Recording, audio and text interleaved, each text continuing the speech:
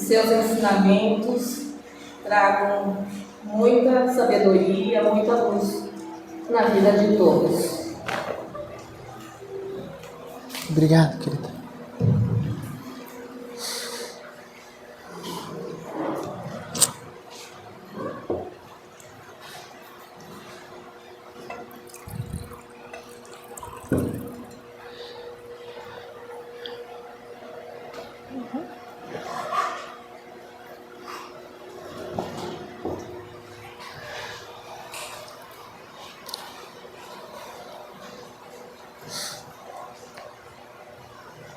Boa noite.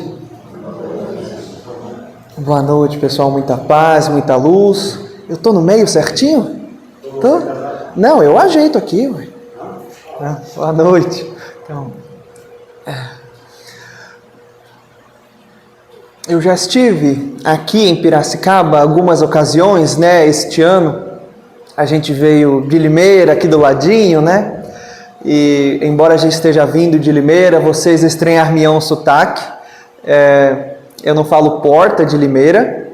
Em contrapartida, o meu sotaque ele tem uma origem um pouco mais nortista, vou colocar assim. O meu S é um pouquinho mais chiado, o meu R é um pouquinho diferente, né? Minha terra natal é 4.000 quilômetros para o norte do país. Não parece. O fenótipo, né, não corresponde. Mas eu sou do interior do Amazonas, né?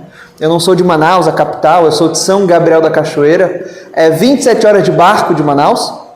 Então, de tal maneira que as 30, 35 minutos, né, que percorri de Limeira para Piracicaba agora na rodovia, foi muito tranquilo, né? Quando a gente parar para pensar, os ricões amazonenses com as suas viagens de barco, etc. Senta no barco, 27 horas dentro do rio, subindo Negro, Madeiro, Tapajós, Solimões, etc., para chegar na sua cidade. Isto porque você está contra a correnteza, tem um caminho de volta também, que muda completamente o percurso. Eu sou de lá, esta terra um pouquinho mais quente, etc., até um pouco menos desbravada, vamos colocar assim, né? Mas estamos aqui no interior de São Paulo desde janeiro de 2022, em Limeira desde janeiro deste ano, né? Estou caminhando para quase 11 meses aqui nas cercanias do centro-leste do estado de São Paulo. Mas é isto, meu S é um pouquinho chiado, o R um pouquinho diferente, espero que não incomode assim tanto vocês. E nesses breves minutos que nós ficaremos aqui conectados, que o nosso coração ele possa bater em uníssono com o coração de nosso Senhor Jesus Cristo. É uma alegria muito imensa estar aqui com vocês. A gente já esteve no Ponto de Luz, a gente já esteve aqui em Artemis do lado, estaremos em São Pedro aqui do lado também muito em breve. E aqui é o segundo centro que eu venho em Piracicaba. E é muito bom conhecer novos amigos, novas almas muito gentis. Há muito tempo na doutrina espírita também que a gente pode aprender. E falando em caminhar na vida, não somente na doutrina espírita, mas propriamente na vida, o tema de hoje é uma fala do Evangelho, ou no plural, falas mesmo, que é "que queres que eu faça?". E quando a gente pensa "que queres que eu faça?", talvez certas pessoas pensem imediatamente naquele que dá nome ao estado, né? Estado de São Paulo, em Paulo de Tarso, na época que era Saulo de Tarso, quando encontra com Jesus, e ele fala: "Senhor, que queres que eu faça?". Há aqueles que talvez, com a mente mais aguçada, vão pensar no Evangelho de Marcos, capítulo 10, quando Bartimeu, cego, né, ali da estrada de Jericó, vai para Jesus, pede para enxergar, e Jesus fala: "Que queres que eu te faça?". Na noite de hoje, nesses minutos que nós temos, eu quero dar 4 exemplos de "que quer que eu faça". Que 2 deles são verbais e outros nem tanto. 2 que falaram realmente "que queres que eu faça?", e outros 2 que tiveram a sua forma de dizer "que queres que eu faça?". Um constrangido e outro não. Vamos começar pelo primeiro, Saulo de Tarso. Saulo de Tarso, como descrito no livro Atos dos Apóstolos, no livro também que completou seus 80 anos, 2 anos atrás, o livro Paulo Estevão, psicografia do Chico e do Emmanuel, considerada a obra-prima da psicografia do Chico, com Emmanuel, vai narrar como Saulo de Tarso conhece Jesus ali na estrada de Damasco, e como que Saulo vira Paulo, né? Saulo, do hebraico, né? Shaul, aquele que foi muito aguardado, esperado, para virar Paulo, do grego mesmo, Paulos, o homem que se fez menor, pequenino. E relata Lucas, o evangelista, em Atos dos Apóstolos, que Saulo de Tarso, respirando morte, raiva, contenda, discórdia, vai até Damasco, bem ao norte da região da Palestina, matar os cristãos dali. Ele havia iniciado, 2.000 anos atrás, um movimento de perseguição sistemática em massa dos cristãos. Pessoas estavam morrendo, sendo sacrificadas, apedrejadas, julgadas, presas, condenadas, simplesmente por acreditar em Jesus. Estava uma pandemia em Jerusalém para os cristãos. Saulo de Tarso, não satisfeito, vai até Damasco matar os cristãos de lá. Quando a gente abre no mapa a distância de Jerusalém para Damasco, tem um mapa mental na minha cabeça, né? Estou virando ele para vocês. Aqui está todo o Mediterrâneo, a região ali de Jerusalém, da Judéia, a região da Samaria, a região da Galileia, com Tiberíades, Nazaré, Betsaida, etc., aqui no norte. Bem para cima está Damasco. Saulo de Tarso faz questão de ir sem carro, sem Uber, sem BlaBlaCar, sem 27 horas de barco, andando por terra, de fato, ou a cavalo ou a camelo, subindo do sul ao norte para Damasco. E capítulo 9 de Atos dos Apóstolos, no livro Paulo Estevão, capítulo 10 da primeira parte, ele está entrando na cidade e vem uma luz muito forte que o cega. Ele cai por terra, começa a suar frio e ele só começa a escutar: Saulo, Saulo, por que me persegues? Ele tateia assim: quem sois vós? Eu sou a Jesus. Não te é lícito ir contra os aguilhões. Aguilhão é uma vara pontuda de madeira ou de metal que se usa para cutucar o gado, para o gado não sair do caminho, não sair da rota, da estrada. E naquele momento, Saulo de Tarso percebeu o equívoco colossal que estava fazendo.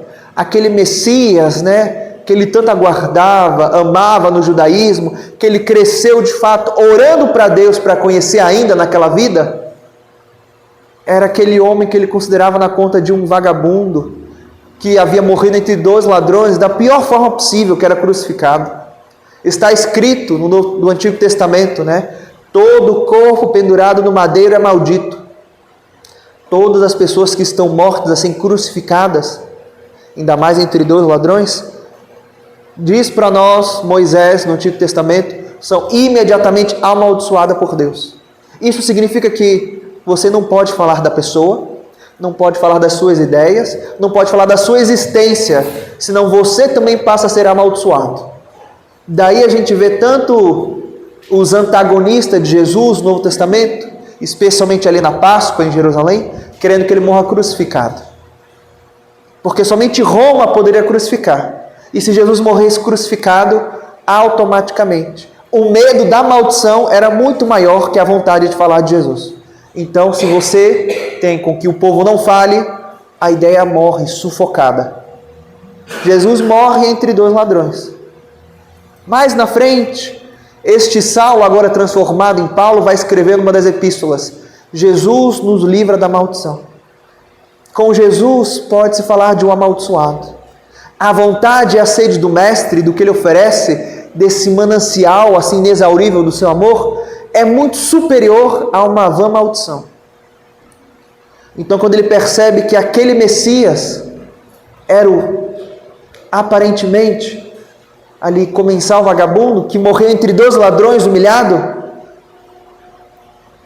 ele só consegue balbuciar: que queres que eu faça? Saulo de Tarso assina um contrato espiritual naquele instante, um filme gigantesco na sua cabeça, e ele assina um acordo espiritual com Cristo na alçada do coração. A partir de agora, vou dedicar toda a minha vida para esse Jesus. Os apóstolos estavam certos. Estevão, que eu matei apedrejado, estava certo. O que queres que eu faça?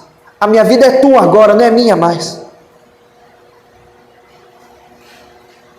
Eu amo o orgulho.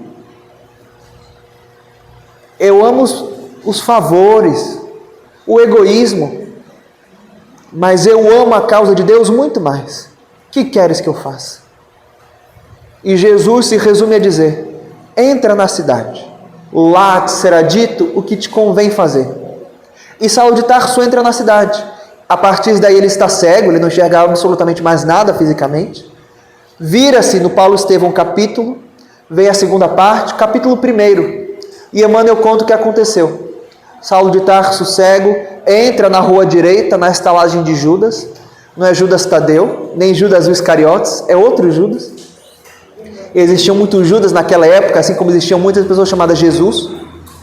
Ele entra na estalagem e por 3 dias ele fica ali, sem saber o que fazer. Quando a gente pega o Paulo Estevão, capítulo 1 da segunda parte, Emmanuel fala um pouquinho mais do que acontece. Saulo de Tarso, cego, arrependido, humilhado, fica 3 dias na escuridão, jejuando e orando. É fácil para nós que sabemos o que acontece depois, que vem Ananias, pela imposição de mãos lhe cura da cegueira física, que depois ele vai se isolar por 900 dias consecutivos no deserto. Então ele vai fazer algumas viagens missionárias com Barnabé, vai escrever epístolas que ficarão para a posteridade cristã. Mas naquele momento, 3 dias na escuridão, 3 dias jejuando, 3 dias chorando, 3 dias chorando muito. Quem de nós conseguiria 3 dias desta forma? Porque Jesus disse: entra. Aí eu te digo, ele não preparou mentalmente Saulo de Tarso para a posteridade. Do contrário, não existiria no nosso dicionário, ou pelo menos no coração de Saulo, a se tornar Paulo, a palavra disciplina, confiança, esperança, aplicação. É 3 dias num silêncio ensurdecedor, em choro copioso, sem vontade de comer, arrependimento. Eu sinto que eu estou protegido do chamado spoiler, porque o livro foi publicado há mais de 80 anos. Mas quem não leu Paulo Estevão, fica o convite da leitura. Quem já leu, o convite da releitura. Mas quem leu o livro, né, capítulo 9 da primeira parte, né, há uma personagem muito querida para Saulo de Tarso que desencarna, né, a sua noiva, Abigail. Abigail praticamente morre de desgosto pela maneira que Saulo de Tarso estava conduzindo-se moralmente. Então é 3 dias pensando nisso. A esposa, a noiva, morreu. Estevão estava certo. E Jesus era o Messias que ele tanto queria conhecer. E Jesus ainda fala: Saulo, Saulo, por que me persegues? Cada cristão morto, perseguido, preso, julgado, humilhado, era Jesus que ele perseguia, era Jesus que ele escandalizava. 3 dias assim, num turbilhão. Será sempre muito fácil para nós desejar o testemunho, a vontade de servir, mas nessa turbulência gigantesca, quem se sustenta na fé para aguardar no tempo de Jesus, da providência celeste, um momento certo para voltar para o caminho correto, reformular o processo mental e prosseguir vivendo? Mas ele fez um acordo com Jesus. Outra pessoa, naquele mesmo tempo, também fazia outro acordo com o Mestre. Ainda em Atos dos Apóstolos, no capítulo 9, assim que Lucas narra que Saulo está cego e entra na cidade, ele narra o encontro de Jesus com Ananias, o cristão em que Saulo de Tarso estava querendo ali perseguir. E ele diz que em visão Jesus aparece para Ananias. Ananias! Ananias não responde: o que queres que eu faça? É um que queres que eu faça em outro condicionamento verbal, em outra sinonímia. Ele responde: Senhor, eis-me aqui. É a mesma coisa, o sentimento é o mesmo, a vontade de servir o Cristo é igual. Senhor, eu estou aqui, o que é que o Senhor precisa? Aí ele vai: Ananias, te levanta e vai na estalagem de Judas à direita. Tem um rapaz chamado Saulo de Tarso, ele está lá cego, vai lá e cura ele. Ananias já era um exemplo de fé, liderança cristã. Mas Ananias fala: Senhor, é Saulo de Tarso, né? Isso, é Saulo de Tarso. Ah, tá. Não, porque eu ouvi a história, Senhor, de um Saulo de Tarso, de Jerusalém. Eu bem soube que ele queria me matar. É o mesmo Saulo? É o mesmo Saulo. Tá. Só quer que eu vá lá com ele, e ele quer me matar. Quero que vá lá. Eu vou, Senhor, mas que ele pode me matar. Tudo bem. Ele é para mim um vaso escolhido. Ele é para mim um vaso escolhido.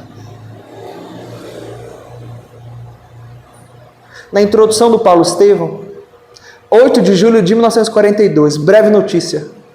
Emmanuel vai trazer a introdução do livro, preparando o ritmo do leitor para os outros 20 capítulos que virão. 10 na primeira parte, 10 na segunda parte. E aí, um momento, ele vai falar sobre um possível favoritismo de Saulo de Tarso, de ser esse vaso escolhido. Quem lê a vida de Paulo vai pensar que ele foi assim um favorito dos céus. Não. Emmanuel diz: toda criatura na terra, menos ignorante, teve o seu convite pessoal pelo Mestre.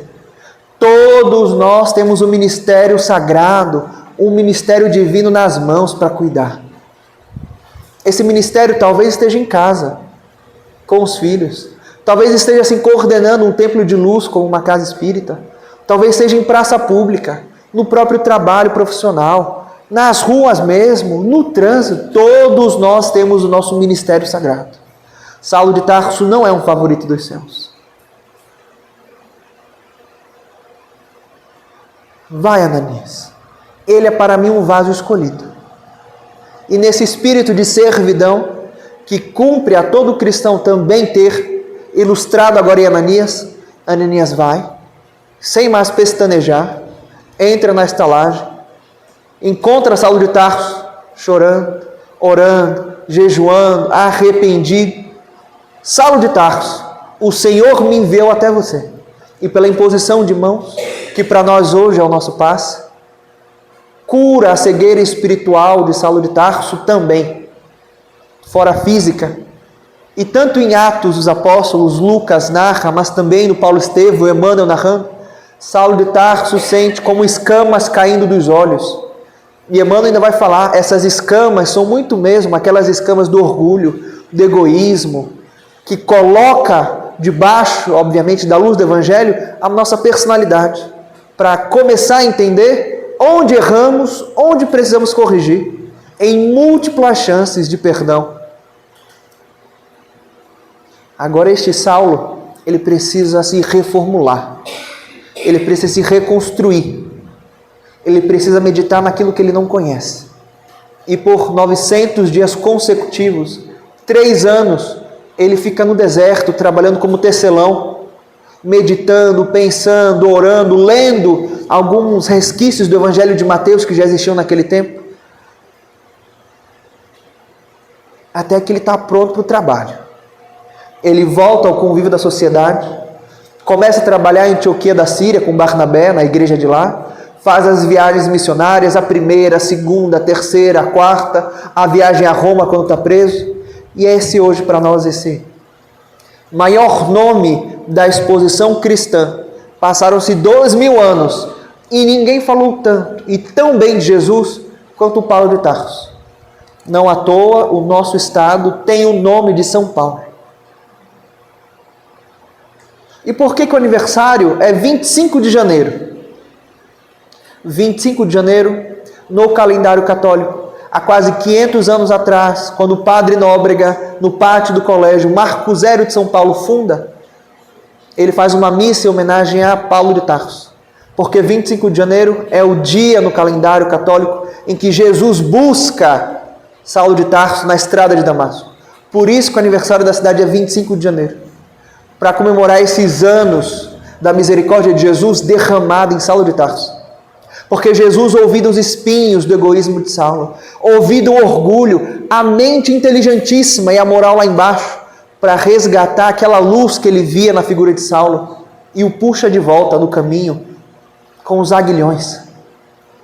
Com os aguilhões.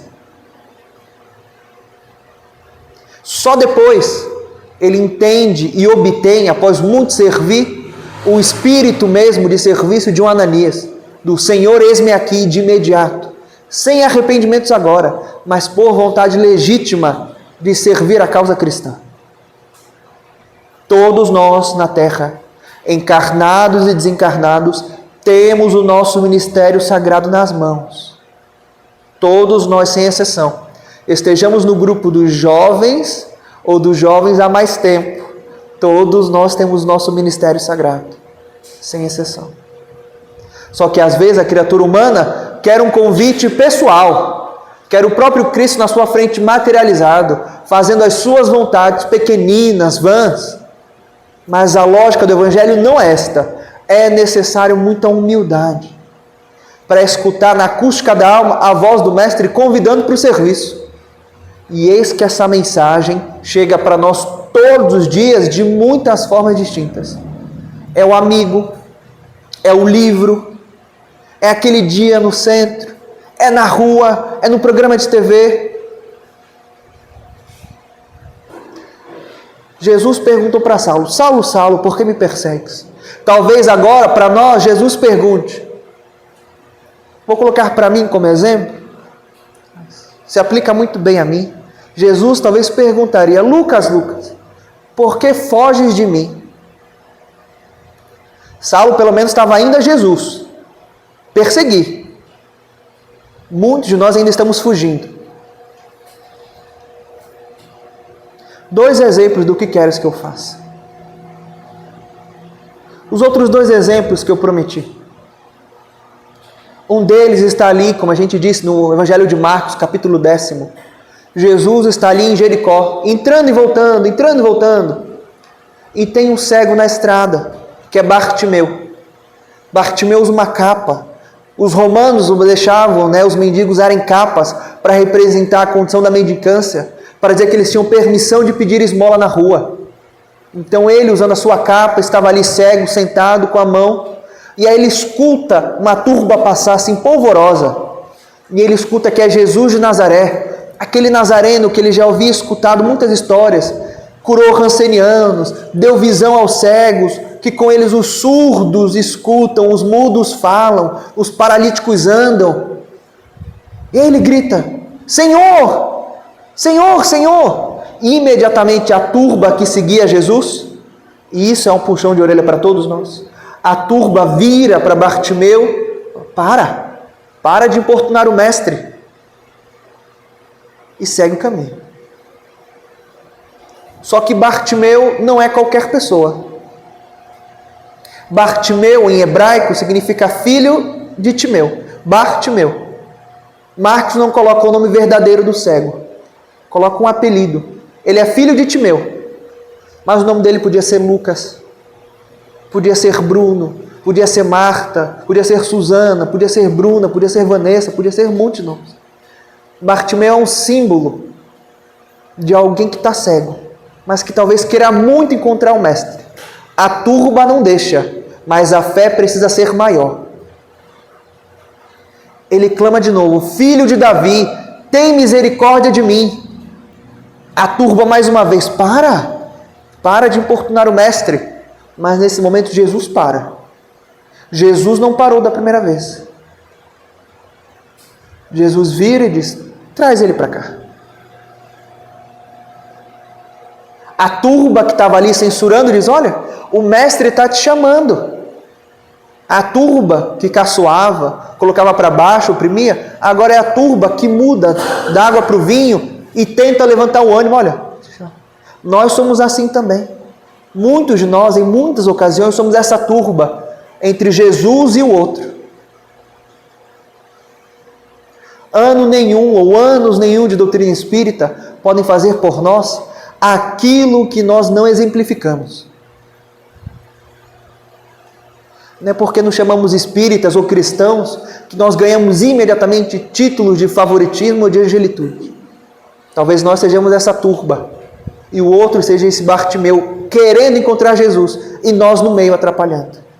Bartimeu se levanta, escreve Marcos, e ele diz: jogando a capa para trás, vai saltitando em direção a Jesus. A capa era o símbolo máximo da mendicância.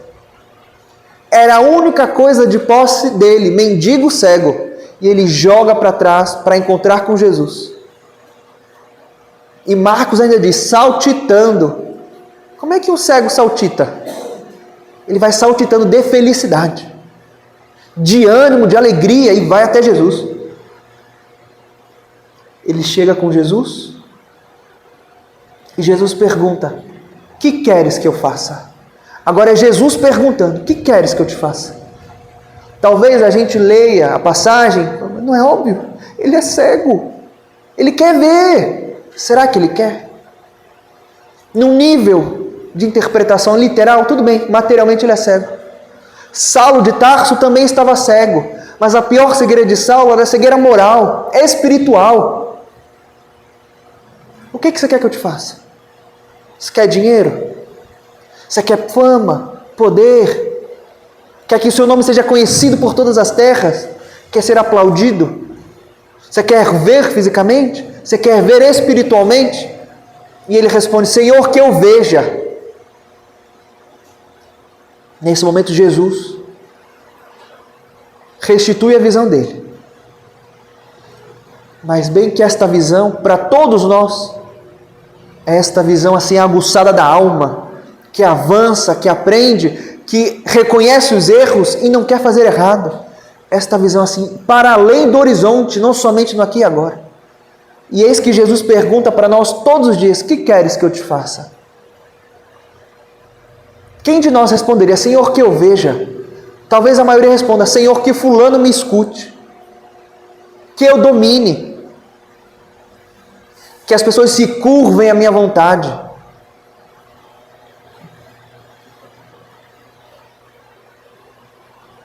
Quem de nós teria esse amor e fé de Bartimeu? Por isso que ele não tem nome no Evangelho, praticamente. Por isso é qualquer um de nós. Mas tem que dar o exemplo.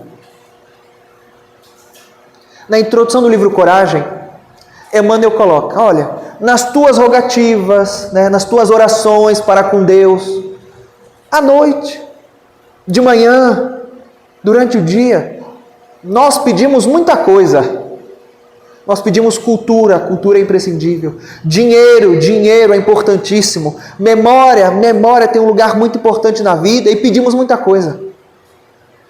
Mas Emmanuel diz, mas não pede o mais importante.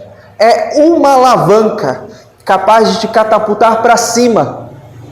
A alavanca da coragem. E ainda tem um ponto e vírgula, a alavanca da coragem. A coragem de servir e viver. É necessário muita coragem para estar encarnado, servir e viver. Nós não pedimos isso. O que queres que eu te faça? E aí, sondando o coração de todos nós, o que nós responderíamos para o Mestre? Senhor, retira-me o espinho. Retira-me a dor agora. Senhor, que eu entenda tudo. Senhor, a memória. Senhor, o dinheiro. Senhor, a dificuldade. Senhor, que eu veja. Senhor, a perseverança para persistir, a coragem para servir e viver.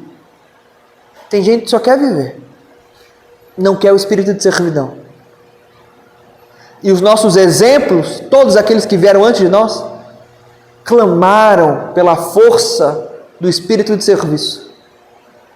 Na terra não existe outro caminho na felicidade, como nós contemplamos ainda, sem passar pela servidão. Com o ministério pessoal que Jesus nos concede todos os dias. Nosso último exemplo. Jesus já teve a última ceia, Judas já o traiu, Simão Pedro já o negou 3 vezes. Jesus passou a madrugada inteira acordado, porque ele foi preso, ele foi amarrado, foi condenado, foi levado para Herodes, na presença de Pôncio Pilatos, foi machucado pelos romanos, e ele está na Via Crucis, ele está carregando a cruz em direção ao Gólgota, ao martírio. Relata para nós, Mateus capítulo 27, que Jesus cai. Jesus está suando, está sangrando. A coroa de espinhos já está ali, simbolizando seu reinado na terra.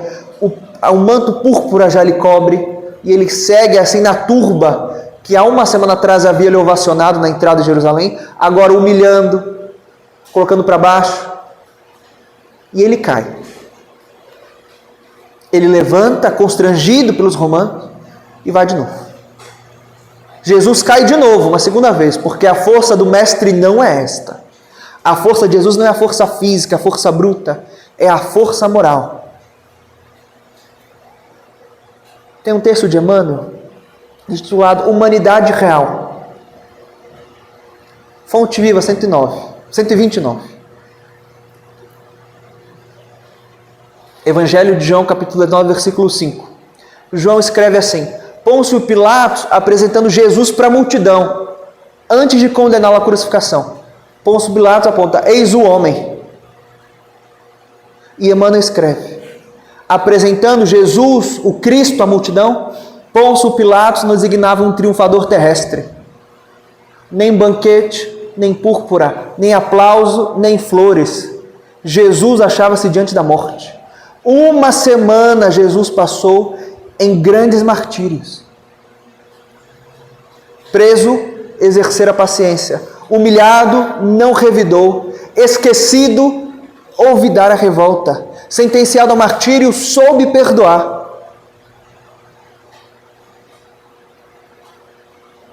E o que acontece naquela sexta-feira? Ele é crucificado.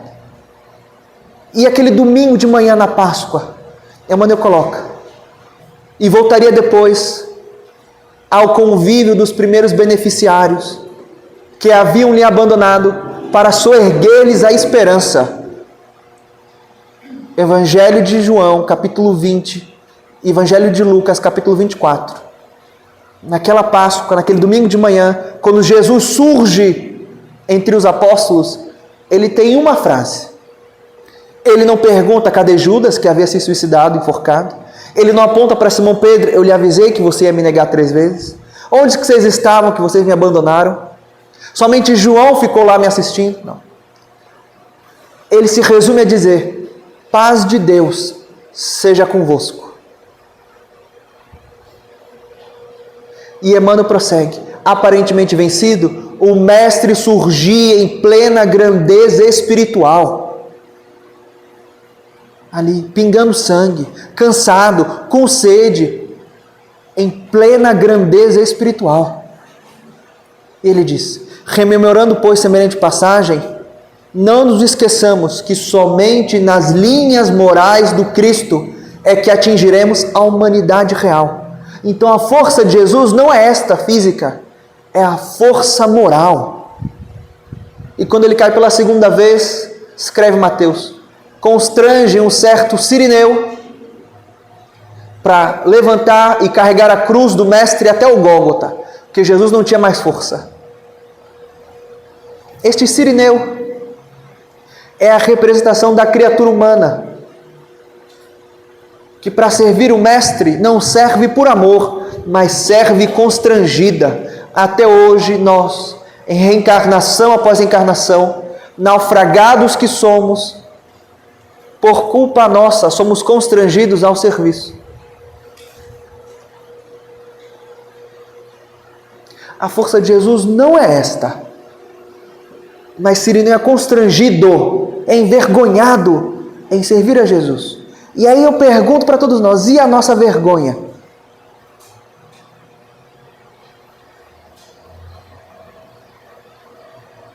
Kardec, no Livro dos Espíritos, pergunta: por que toda hora parece que o bem perde para o mal? E os Espíritos respondem: por fraqueza destes, por fraqueza do bem. O mal é astuto, audacioso, o bem é tímido. Quando quiserem, estes preponderarão. O mal é corajoso, ele é astuto, ardiloso, audacioso. O bem ainda é tímido, porque nós queremos assim. Do contrário, nós seríamos maioria. Nós temos vergonha de dizer, me desculpa. Nós temos vergonha de falar, Senhor, perdão. Nós temos vergonha de servir o Mestre no cotidiano e apontamos para Simão Pedro, que negou 3 vezes. Nós ainda somos constrangidos a servir a Jesus.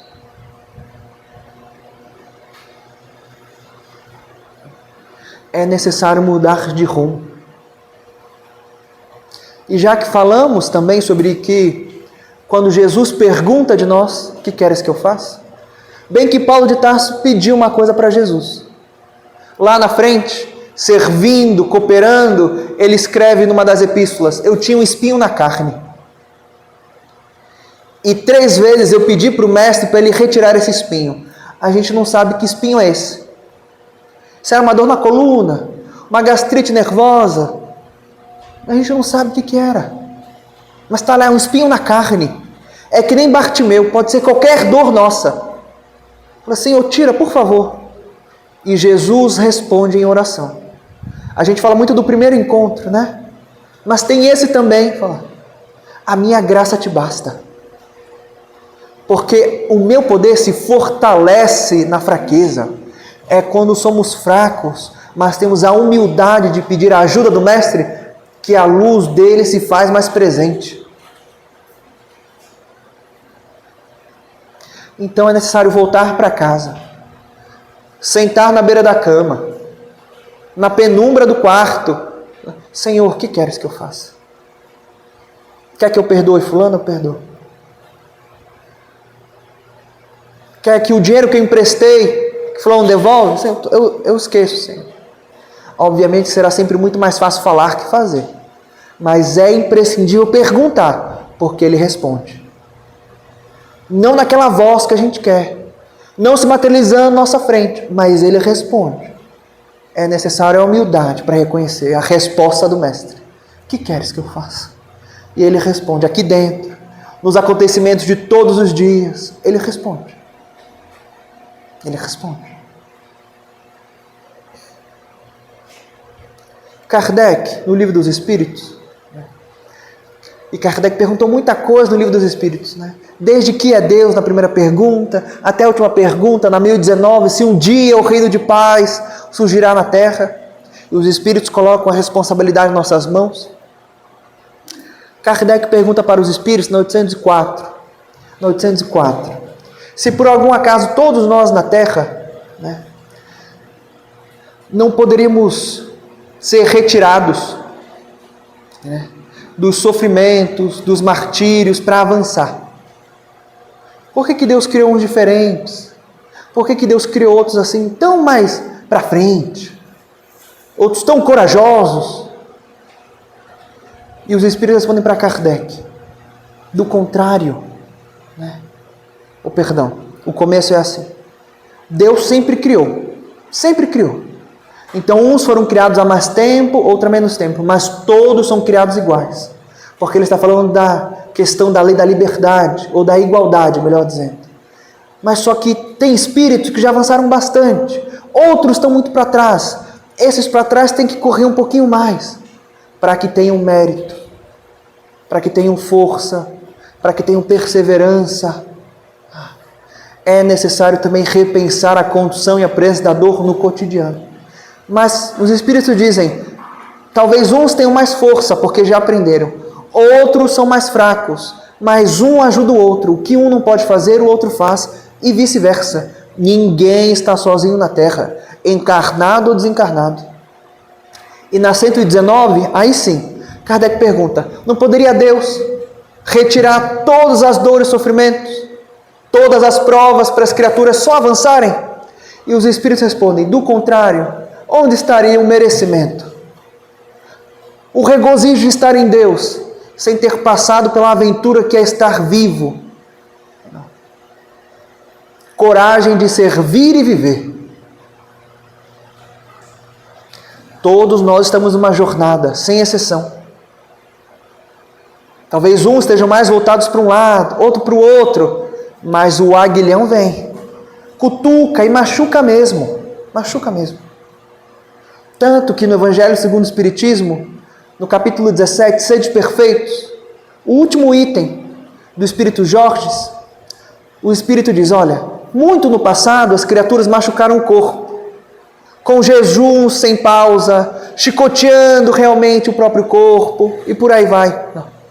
O que nós precisamos fazer hoje, isto é quase 200 anos atrás, mas se aplica para nós. O que nós precisamos hoje é dobrar o nosso espírito, humilhar o nosso espírito, mortificar o próprio espírito. Isto é, retirar na raiz o orgulho, a erva daninha que é a própria vingança, o sentimento da calúnia, a vontade excruciante da fofoca, do desejo do mal, aqui dentro. Mortificar a alma, não mais o corpo. Não mais o corpo. Então, para encerrar, o meu desejo, para mim, obviamente, para todos nós aqui, encarnados, desencarnados, é que a gente tenha a coragem de voltar para casa, em humildade perguntar do Mestre, Senhor, o que queres que eu faça? Só que não podemos exagerar. Capítulo 18.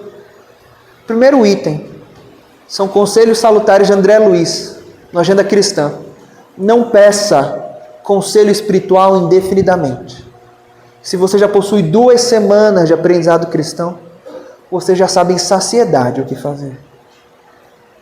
2 semanas de aprendizado cristão.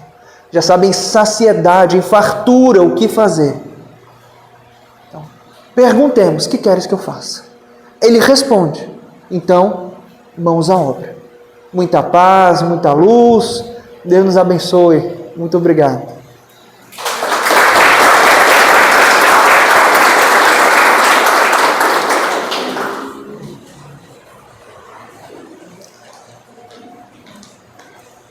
Obrigado.